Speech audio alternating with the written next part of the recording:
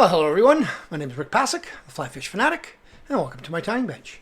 Today we'll be tying a little leech pattern. It's a really simple pattern actually. It's actually a pattern I tied up years and years and years ago for the Marl Flats and stuff in BC. And I know one of my buddies in Kamloops is an absolute, like, this is his #1 go-to fly, and he just I guess it was last summer he used the last ones up that I tied for him years ago, and you know, he's like, oh, can you tie me up some more? So so that's what I'm doing. I'm going to tie up a bunch more for him in two different styles and two different sizes. So I'll show you guys what I'm doing. And like I said, it's fairly simple, but it's one that he seems to have a ton of confidence in, and it really works for him. I've had good luck with it, but not like he has. He's just, this is his #1 fly. So in honor of him, I'm going to call it the DeBono Leech, because his last name is DeBono. So the DeBono Leech. Alrighty, so here we go. I'm going to switch it over. So today in the vise we have a size 10 streamer hook. I think it's a Mustad. I don't know the number. I also tied on this one here, the R50, which is a downturned eye in a size 12. I tie it in several different versions, but the main two versions are a burnt orange tail or a tan tail out of marabou. And then the body is either the, what number is it? It is the Hends Spectra Dubbing 235, this one right here. That one, the 235. Or in the Stillwaters Callibaetis tan. And this is the one I'm going to tie today, is the Stillwaters Callibaetis tan with the burnt orange tail. That seems to be the one that really works for him really well. So, and then I got a slightly oversized bead on this one. I'm just using some, this is a cream UTC 140 cream. Let's come on all the way back, all the way forward. Nip off my waist. Oh, and I'm also using some number 6986 Flashabou as well.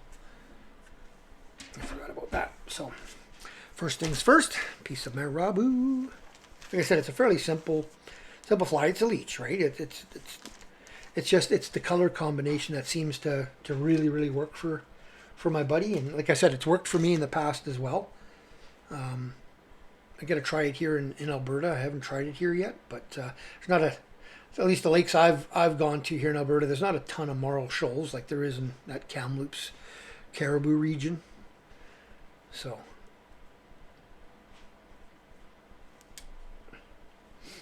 like, I know I've done really well with this one on like lakes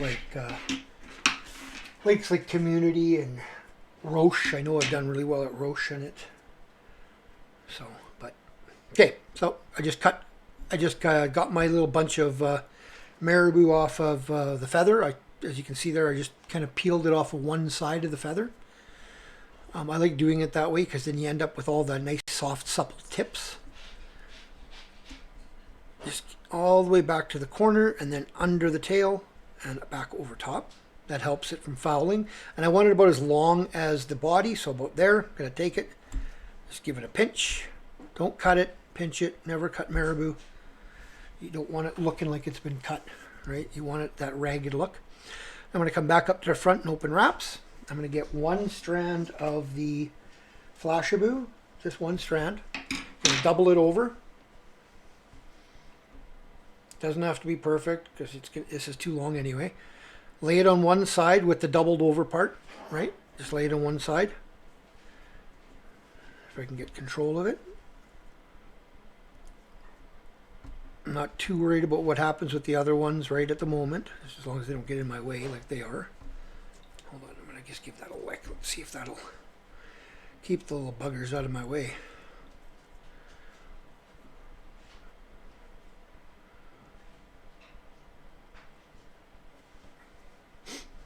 Of course, every time you do a video, you start having problems with them. They don't want to cooperate. I just tied like 10 of them and no problem.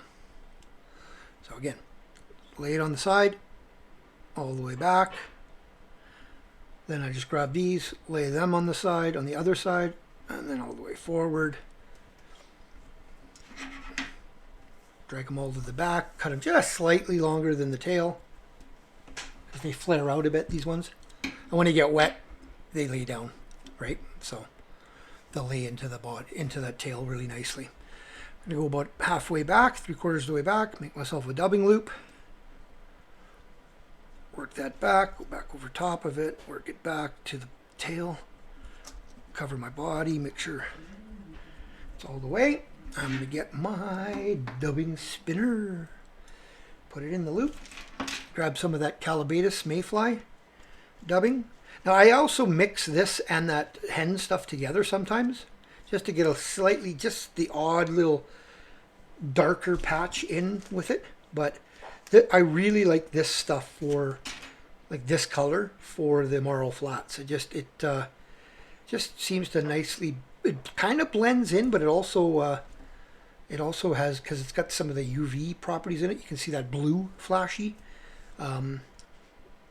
It just works really, really well in the marl flats, not only in this pattern, in other patterns too.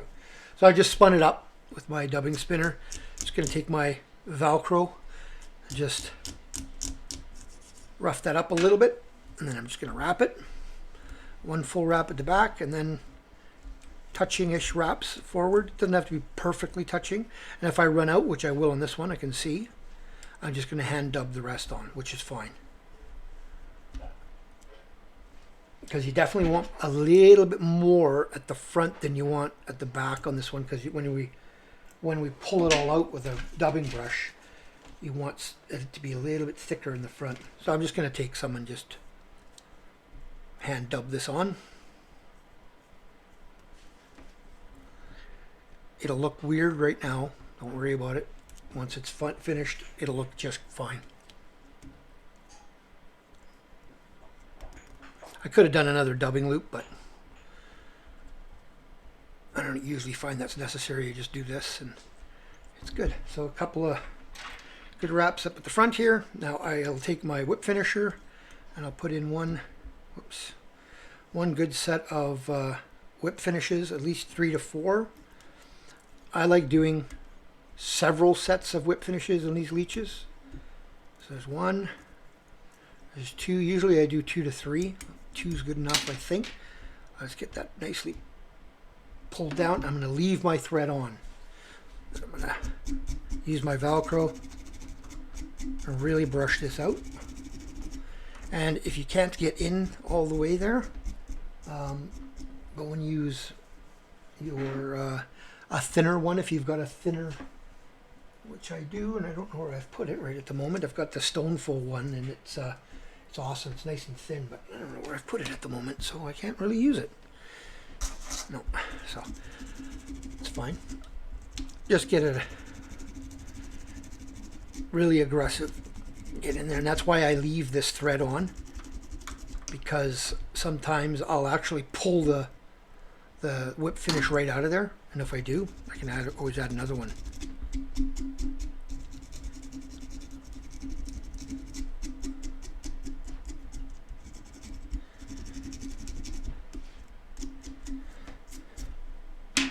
Done, and I didn't pull it out, so that's good. You can add a drop of head cement if you want.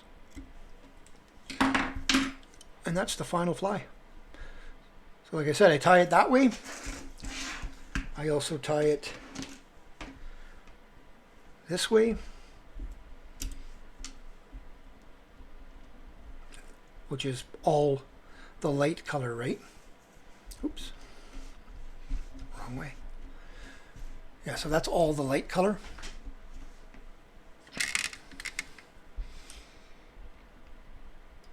So that's the tan, or the Callibaetis mayfly body with the tan tail, and the Flashabou. I don't know what color they actually call this. They just call it 6986 is the Flashabou number. So, but that's it. Yeah. So like I said, it's a fairly simple fly to tie. It's just a, you know, just your regular micro leech, dubbed micro leech. But these two color combinations just seem to be really deadly for on those marl flats, right? So And I also mix it up with gold and silver beads. Sometimes I'll do gold, sometimes I'll do silver. It all depends. So, alrighty. Let's see. Yeah, and then here's one with just the Hens spectre dubbing and the darker tail. Right. So when that all gets wet, it slicks back really nicely and flows really nice. And I don't know, the fish just love it. So, all right. So I hope you guys enjoyed that. James, that one's for you. So enjoy. Tie lines, everyone.